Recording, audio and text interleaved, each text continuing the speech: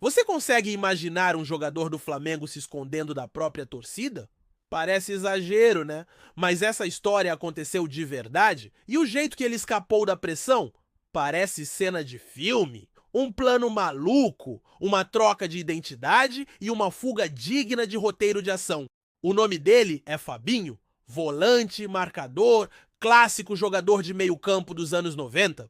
E o que ele fez para escapar da torcida do Flamengo se tornou uma das histórias mais bizarras e curiosas da história do clube. Vamos voltar no tempo. O ano era 1995. O Flamengo tinha acabado de montar um dos times mais badalados da década, com nomes como Romário, Sávio, Branco e Edmundo passando pelo elenco. A expectativa era altíssima, mas dentro de campo as coisas não funcionavam. A torcida queria raça, vitórias, títulos, mas recebia um time irregular, sem entrosamento e muitas vezes apático. Como sempre acontece no futebol, quando o coletivo não vai bem, o torcedor escolhe alguns jogadores para descontar a raiva. Fabinho virou esse alvo. Volante de força física e marcação dura, Fabinho começou a ser criticado pela imprensa, pelos radialistas e principalmente pela arquibancada. Após um jogo especialmente ruim no Maracanã, em que o Flamengo empatou com um time mais fraco, o ambiente ficou insustentável. O time foi vaiado, xingado e Fabinho saiu de campo sob uma chuva de gritos pesados. Só que do lado de fora do estádio, a situação estava ainda pior. Quando a delegação do Flamengo se preparava para deixar o Maracanã, o ônibus do time foi cercado.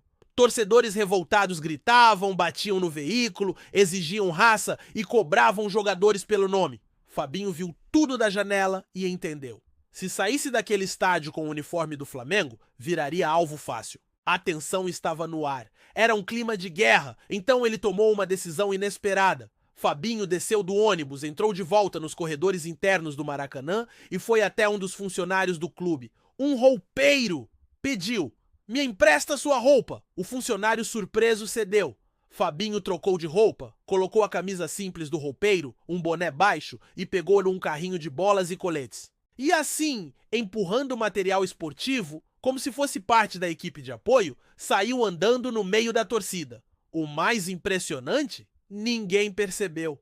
A multidão abriu caminho, alguns até cumprimentaram o roupeiro carregando os equipamentos. Fabinho passou despercebido, caminhou até o estacionamento externo e conseguiu fugir do tumulto. Não teve vaia nem confronto, só uma fuga silenciosa, digna de cena de filme. A história ficou em segredo por anos, até que o próprio Fabinho revelou tudo em uma entrevista anos depois. Disse que foi a única vez na vida que precisou se disfarçar para sair de um estádio.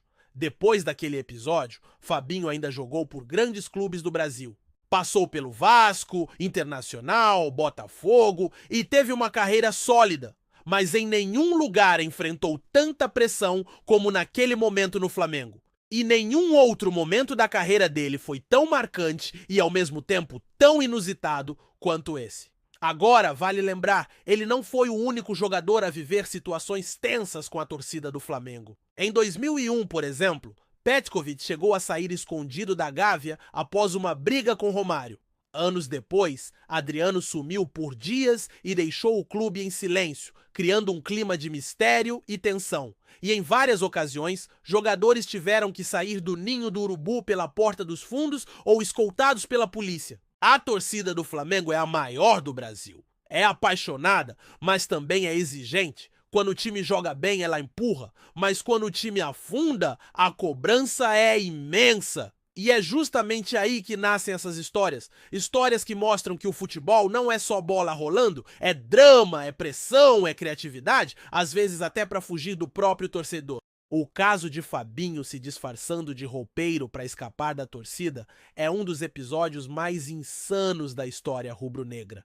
E é o tipo de curiosidade que mostra como é intensa a vida de quem veste o manto sagrado.